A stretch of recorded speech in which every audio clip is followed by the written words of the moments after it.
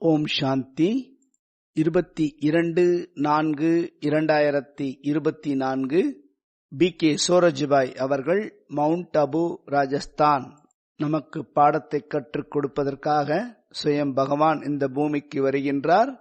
தினந்தோறும் பாடம் கற்பிக்கின்றார். நம்மை மனிதனிலிருந்து தேவதையாக மாற்றுகின்றார். விஸ்வ மகாராஜாவின் சன்ஸ்காரத்தை நமக்குள் விழிப்படையச் செய்விக்கின்றார். மற்ற அசுத்தமான அனைத்து விதமான சன்ஸ்காரத்தையும் அழித்து விடுகின்றார். ஈஸ்வரிய வழிப்படி நாம் நடந்து கொண்டிருக்கின்றோம். தனிமையில் அமர்ந்து கொண்டு சிந்தனை செய்ய வேண்டும். நம்முடைய நடத்தை, நம்முடைய மேனஸ் மிகவும் ராயலாக இருக்க வேண்டும். தவறான வார்த்தைகளை பேசுவது, மற்றவர்களுக்கு கஷ்டத்தை கொடுப்பது, மற்றவர்களின் பாவனையை மாற்றிவிடுவது, மற்றவர்களை டிஸ்டர்ப் செய்வது, அவர்களின் குஷியை அகற்றிவிடுவது, தன்னை பற்றி மட்டுமே சிந்திப்பது, நம்மை பற்றி சரியாக புரிந்து கொள்ளாமல் இருப்பது, இது போன்ற சன்ஸ்காரத்தின் மூலமாக மற்றவர்களுக்கு கஷ்டம் ஏற்படுகின்றது. இது போன்ற சன்ஸ்காரத்தின் மூலமாக நம்முடைய மேனஸ் நன்றாக இருப்பதில்லை. பாபா முரளியில் கூறுகின்றார், குழந்தாய், மற்றவர்களுக்கு துக்கத்தை கொடுக்காதீர்கள் என்று. நாம் மற்றவர்களுக்கு துக்கத்தை கொடுக்கின்றோம் என்பது கூட அவர்கள் உணராமல் இருக்கின்றார்கள். ஒரு சிலர் நாம் மற்றவர்களுக்கு துக்கத்தை கொடுக்கின்றோம் என்று உணர்கின்றார்கள், ஆனால் தன்னை மாற்றிக்கொள்ள முடிவதில்லை. ஒரு சிலர் திடமான எண்ணத்தையும் வைக்கின்றார்கள். நான் கடுமையான வார்த்தைகளை பேச மாட்டேன், மற்றவர்களுக்கு துக்கத்தை கொடுக்க மாட்டேன், ஆனால் அவர்களால் தன்னை மாற்றிக்கொள்ள முடிவதில்லை. ஒரு உதாரணத்தை நான் உங்களுக்கு கூறுகின்றேன். அது என்னவென்றால், ஒரு அறையில் பல சகோதரிகள் ஒன்றாக சேர்ந்திருக்கின்றார்கள். ஒரு சகோதரி மட்டும் பாபாவின் அறையிலிருந்து தாமதமாக தன்னுடைய அறைக்கு செல்கின்றார். தங்கும் இடத்திற்கு வந்ததும் லைட் ஆன் செய்கின்றார், சப்தமாக பேசுகின்றார். ஆனால் அனைவரும் உறங்கிக் கொண்டிருக்கின்றார்கள் என்பது கூட அவர் நினைக்காமல் இருக்கின்றார். பிறகு அமர்ந்து கொண்டு சார்ட் எழுதுகின்றார். இவர் சப்தம் எழுப்புவதால் அனைவரும் விழித்துக் கொள்கின்றார்கள்.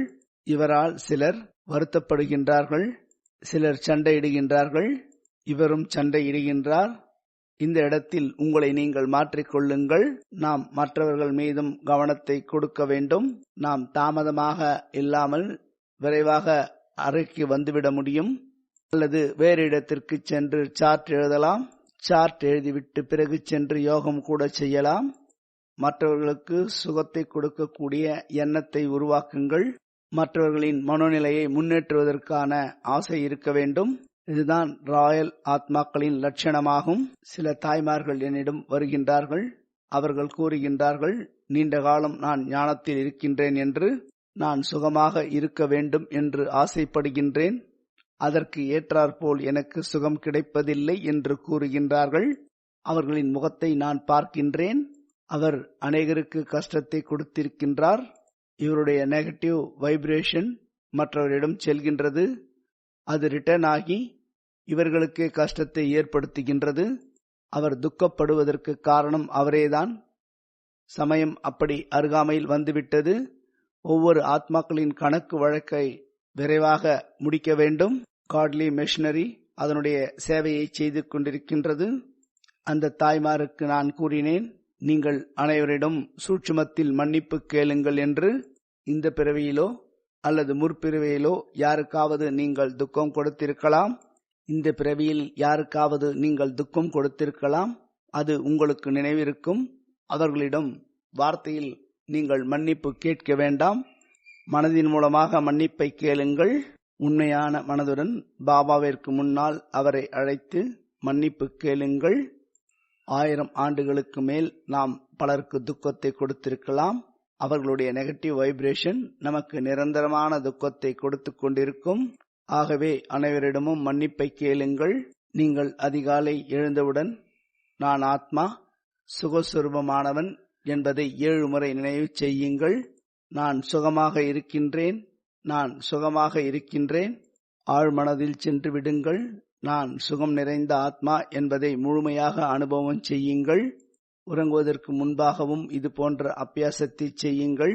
அப்பொழுது நீண்டகால துக்கத்தினுடைய சன்ஸ்காரம் அழிந்து எரிந்து சாம்பலாகிவிடும்.